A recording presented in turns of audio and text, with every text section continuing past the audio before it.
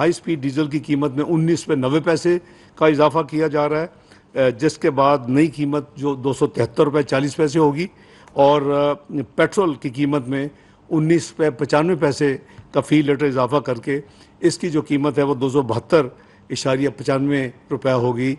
ये फौरी तौर पर अब नाफजुल अमल होगी। जाती हुकूमत ने महंगाई की चक्की में पिसे अवाम पर पेट्रोल बम गिरा दिया। पेट्रोल 19 रुपये 95 पैसे महंगा, 272 रुपये 95 पैसे फी लीटर मुकर्रर। डीजल की कीमत में 19 रुपये 90 पैसे फी लीटर का इजाफा। वजीर खजाना इसाक डार का कहना है पिछले 15 दिनों में आलमी सतह पर तेल की कीमतों में इजाफा हुआ। कीमतों में इजाफे का इतलाक फौरी होगा।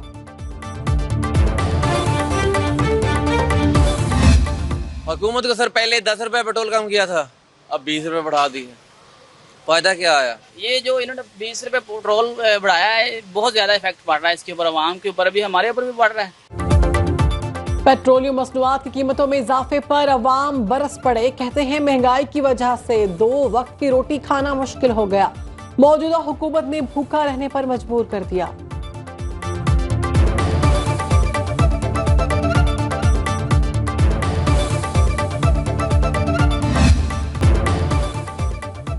बिजली के बाद एलपीजी भी महंगी, 24 रुपए इजाफे के साथ कीमत 201 रुपए हो गई। घरेलू सिलेंडर 281 रुपए महंगा, कीमत 2374 रुपए मुकर्रर।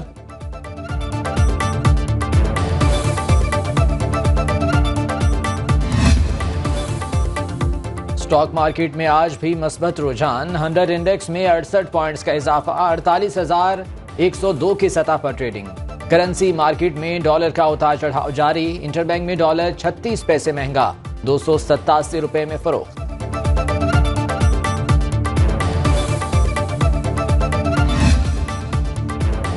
जुलाई में स्टॉक मार्केट में गैर मामूली तेजी ने सरमायाकारों को माला माल कर दिया। 862 अरब रुपए मुनाफा कमाया। 100 इंडेक्स में 6,582 पॉइंट्स का रिकॉर्ड इजाफा हुआ। इंडेक्स ने 2 साल बाद 48,000 की नफसियाती हद अबूर कर ली।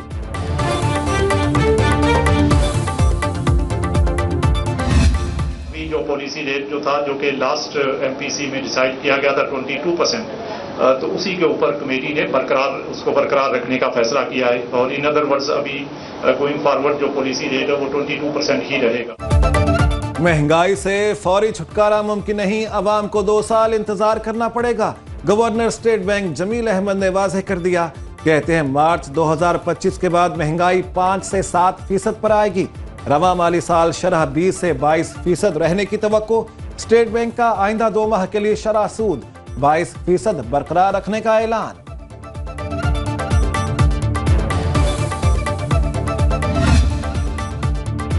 मुल्क को तरक्की के नए दौर में शामिल करने का मिशन। पाक सरजमीन मादनियात की दौलत से माला माल। इस्लामाबाद में Pakistan mineral summit dust to development का इफ्तिताही सेशन। वज़ीर आज़म शहबाज शरीफ और army chief general Asim Munir की शिरकत। सऊदी अरब समेत दीगर ममालिक के सरमायाकार भी शरीक।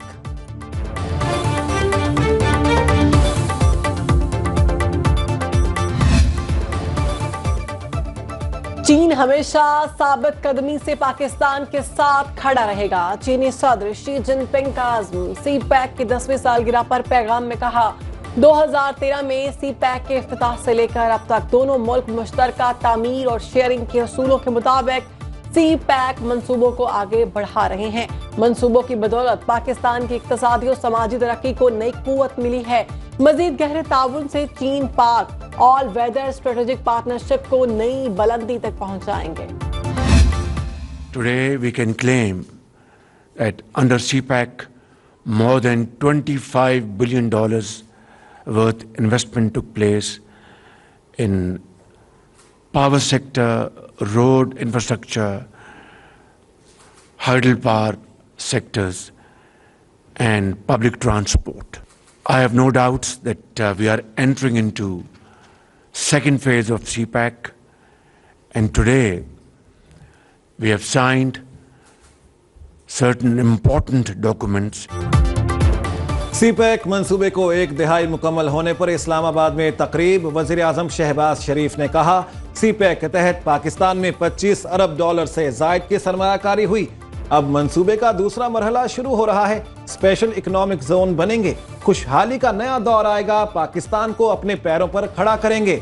तकरीब में 100 रुपए का यादगारी सिक्का भी जारी।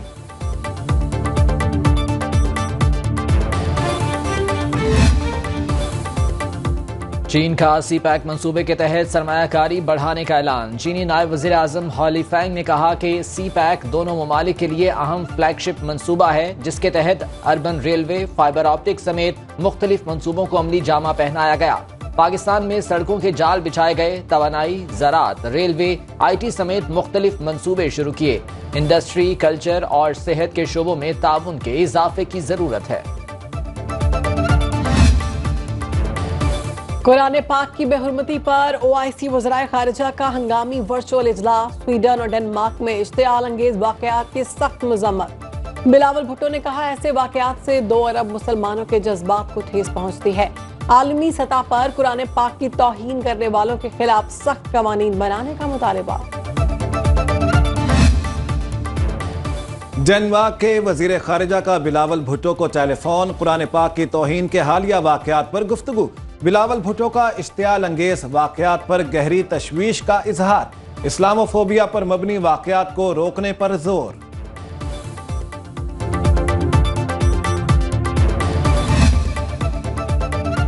निगरान सेटअप के लिए हुकूमती इत्तेहादियों की अहम मुशावरती बैठक। निगरान वज़ीर आज़म के लिए 2 रोज में नाम तलब। इजलास में पीपल्स पार्टी, नून लीग, जमहूरी वतन पार्टी की शिरकत। रवां हफ्ते इत्तेहादी जमातों का इजलास दोबारा बुलाने पर इत्तफाक।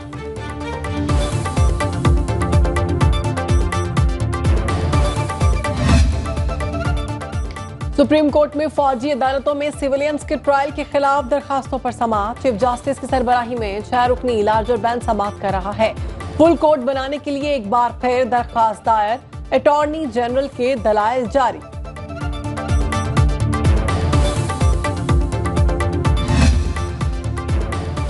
इस्लामाबाद हाई कोर्ट में चेयरमैन PTI की साइफर इंक्वायरी कलअदम करार देने की दरखास्त पर समाअत। अदालत ने चेयरमैन PTI की एतराजात दूर करने की इस्तेदा पर फैसला महफूज कर लिया।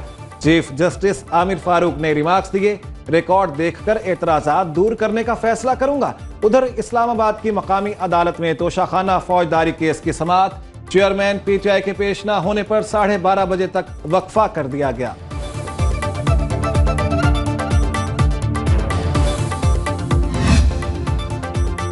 बाजौड़ खुदकुश धमाका, शोहदा की तादाद 55 हो गई। इलाके की फजा सोगवार। वाक़े की मजम्मत पर जामिअतुल अज़हर से बड़ा बयान आ गया। अल शेख अहमदुल तैयब कहते हैं, इस किस्म की दहशतगर्दी तमाम मज़ाहिब की तालीमात के मुनाफी है। दहशतगर्दी के खिलाफ आलमी सतह पर मुत्तहिद होकर जद्दोजहद करने की जरूरत है। अक़वाम मुत्तहिदा की सिक्योरिटी काउंसिल की बाजौड़ धमाके की शदीद मजम्मत। हर किस्म की दहशतगर्दी आलमी अमन के लिए संगीन खतरा करार। सिक्योरिटी काउंसिल का तमाम ममालिक से बाजौड़ के मुजरिमों के खिलाफ कार्रवाई पर जोर। मुल्क के बेशतर इलाकों में मौसम गर्म और मरतूब रहेगा। लाहौर, गुजरावाला, सियालकोट समेत दीगर शहरों में बारिश की पेशगोई।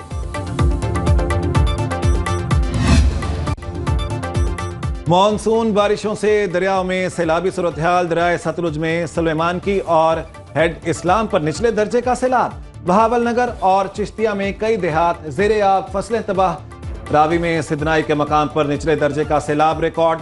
दरियाए सिंध में तौसा के मकाम पर पानी के बहाव में इजाफा। कच्चे के मुतादिद देहातों में पानी दाखिल, खड़ी फसलें भी तबाह।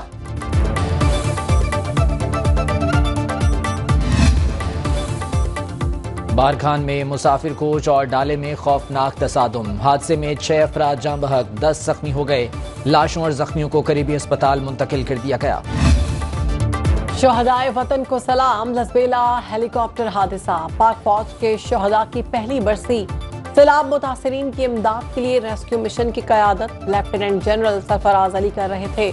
मौसम की खराबी के पेश नजर हेलीकॉप्टर हादसे का शिकार हुआ।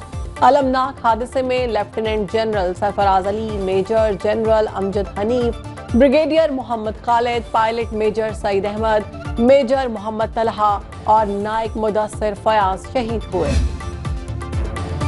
बच्चों की मौज मस्तियां खत्म। सिंध में 2 माह की तातीलात के बाद स्कूल और कॉलेजेस खुल गए।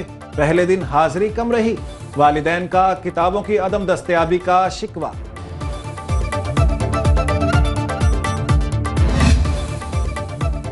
पाकिस्तान हॉकी टीम के कंसल्टेंट शहनाज शेख को भारतीय वीजा न मिल सका। कौमी team Asian hockey champions trophy में शिरकत के लिए वाहगा के रास्ते भारत चली गई।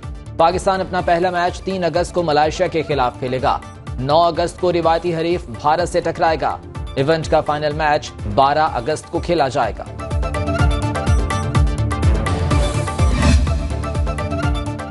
कौमी squash hero Hamza Khan Australia से वतन वापस पहुंच गए। इस्लामाबाद एयरपोर्ट पर पुरतपाक इस्तकबाल। हमजा खान ने 37 साल बाद पाकिस्तान को वर्ल्ड जूनियर स्कॉच का टाइटल जितवाया। वजीर आजम शानदार कारकर्दगी पर 1 करोड़ रुपए का कैश अवार्ड देंगे।